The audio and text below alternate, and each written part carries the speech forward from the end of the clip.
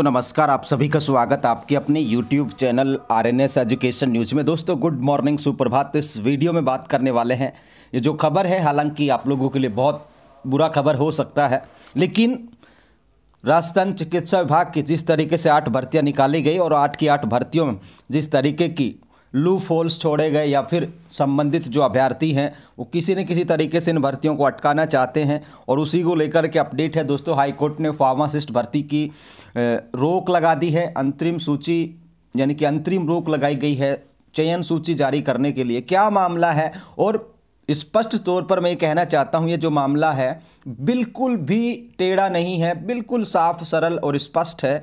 और इस स्टे का मतलब भी बताने वाले हैं किस तरीके से लगा होगा। जहाँ तक मेरा खुद का अनुमान है, ओपिनियन है, जिस तरीके का मैं एक्सपीरियंस अपने छोटा मोटा रखता हूँ, टूटा फूटा, उसके आधार पर बताता हूँ कि क्या कुछ इस स्टे के मायने हैं। तो फार्मासिस्ट भर्ती सबसे, अगर किसी का दुर्भाग्यपूर्ण किस्मत है तो फार्मासिस्ट अभ्यर्थियों के, हजारों अभ्यर्थियों का है। यहाँ पर देखिए दोस्तों, फार्मासिस्ट भर्ती प्रोफेशनल योग्यता और अनुभव अंकों के आधार पर चयन करने का मामला हाईकोर्ट ने चयन सूची जारी करने पर लगाई अंतरिम रोक। तो अंतरिम रोक यहाँ पर लगाई गई है। जस्टिस गणेश मीणा ने आदेश दिए गए। दीपू श्री और अन्य की याचिकाएं थी, और याचिकाओं में कहा गया कि भाई 12th के परसेंटेज नहीं जोड़े गए हैं, ये गलत किया गया है, इस तरीके से कहा गया हाईकोर्ट में।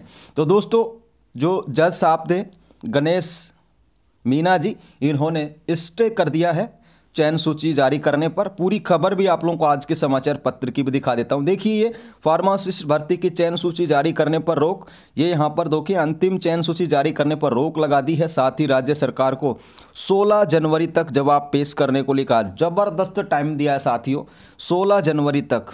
ये देखिए, जस्टिस गणेश राम मीणा ने यह आदेश दीपू श्री और अन्य की याचिकाओं पर लगाया गया है। अदालत ने कहा कि प्रथम दृष्टया लगता है कि राज्य सरकार अधिसूचना और नियमों की अनदेखी कर प्रोफेशनल योग्यता के आधार पर ही मेरिट लिस्ट बना रही है। ऐसे में आगामी सुनवाई तक अंतिम चयन सूची पर रोक लगाना उचित होगा। देखिए दोस्तों, अंतिम चयन सूची यानी कि 16 जनवरी तक आप लोग इस पर स्टे मान सकते हैं।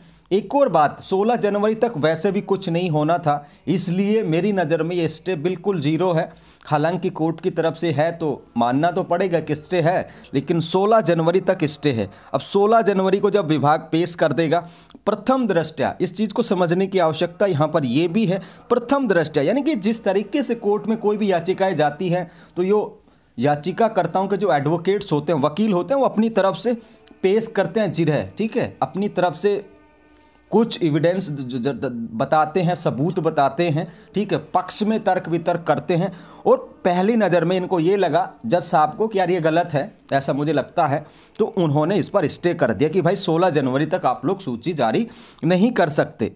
याचिका में अधिवक्ता सुनील कुमार सिंगोदिया ने बताया कि राज्य सरकार ने 16 नवंबर 2022 को भर्ती का विज्ञापन जारी किया। जो पिछले साल की बात कर रहे हैं लोग, और इसमें अभ्यर्थियों के प्रोफेशनल और शैक्षणिक अंकों और अनुभव के आधार पर सूची जारी किया जाना था। और 5 मई 2023 को पहले का विज्ञापन निरस्त करके नया निकाल दिया गया, और इसमें प्रोफेशनल योग्यता व उनके अनुभव अंकों के आधार पर किया जाएगा। हाईकोर्ट ने चुनौती देते हुए कहा कि भर्ती विज्ञापन सेवा नियमों के निर्धारित चयन प्रक्रिया के विपरीत नहीं हो सकता, जबकि चयन नियमों में सीनियर सेकेंडरी व प्रोफेशनल योग्यता और अनुभव के अंकों के आधार पर मेरिट बनाने का नियम है। जो भर्ती विज्ञापन में भी, इस नियम में भी मेरिट लिस्ट बनाई जानी चाहिए। ये कह रहे हैं कि भाई नियमों में ऐसा नहीं है, लेकिन ये गलत कर रहे हैं कि सिर्फ इन्होंने प्रोफेशनल योग्यता को जोड़ करके मेरिट लिस्ट बनाई है, ठीक है दोस्तों। और ये यहाँ पर देखें, इससे पहले के भर्ती विज्ञापन में मेरिट लिस्ट सीनियर सेकेंडरी और प्रोफेशनल योग्यता के अंकों के जोड़कर बनाने का प्रावधान किया गया था, और अब यहाँ पर कहा गया कि भाई ऐसा करना गलत है, राज्य सरकार से जवाब मांगा है। अब दोस्तों आप लोगों को याद होगा कि पहले भी इस तरीके के केसेज आए थे, ठीक है, और उसमें भी निपटारा कर दिया गया था। अब इसमें क्या होगा, देखिए इसमें ये होगा जो नोटिफिकेशन है, ठीक है, नोटिफिकेशन जो है उस नोटिफिकेशन के आधार पर ये चीज़ें मान्य होंगी। अब राज्य सरकार को, चिकित्सा विभाग को अपना जो पक्ष है वो रखना पड़ेगा, बताना पड़ेगा कि हमने जो किया नोटिफिकेशन के अकॉर्डिंग किया, ठीक है, 1965 जो चिकित्सा का रूल्स है उसका अकॉर्डिंग किया, ठीक है। अब ये प्रथम दृष्टया ऐसा लगता है जज साहब को लगा कि यार ये गलत किया है, प्रोफेशनल योग्यता क्या होती है, शैक्षणिक को भी कन्वर्ट करना चाहिए, इस वजह से इन्होंने शैक्षणिक योग्यता को लेकर के और स्टे कर दिया। लेकिन इसका मतलब ये नहीं है कि ये भर्ती नहीं होगी या फिर स्टे हटेगा नहीं या फिर भर्ती रद्द वद्द कैंसिल वैंसल हो जाएगी, ऐसा बिल्कुल भी नहीं होगा। फिलहाल क्या हो रहा है दोस्तों, राज्य सरकार के जो महाधिवक्ता हैं, एजी साहब हैं, ठीक है, उन्होंने इस्तीफा दे दिया था। यानी कि जो सरकारी की तरफ से जो बड़ा जज मतलब वकील मान लो आप, वो अगर जवाब दे रहा है तो सही था। अब वो जज साहब ही एडवोकेट साहब ही जो हैं सरकार के, MS सिंघवी साहब, उन्होंने इस्तीफा दे दिया था 4-5 तारीख को। अब सरकार की तरफ से कोई जवाब ही पेश नहीं होगा तो देखिए स्टे आना स्वाभाविक है, ठीक है। कोई मान लीजिए 2 लोग खड़े हैं, ठीक है, ये आप और ये मैं खड़े हैं, हमारे बीच क्या बातें हो रही, हम झगड़ रहे हैं। अब हमारी जो बातों को सुनने के लिए तीसरा आदमी भी चाहिए कि भाई तुमने ये गलत कहा, तुमने ये गलत कहा। अब यहाँ पर ये पिटिशनर्स, ठीक है, ये पिटिशनर्स और उनके एडवोकेट हो गए, ये जज साहब हो गए।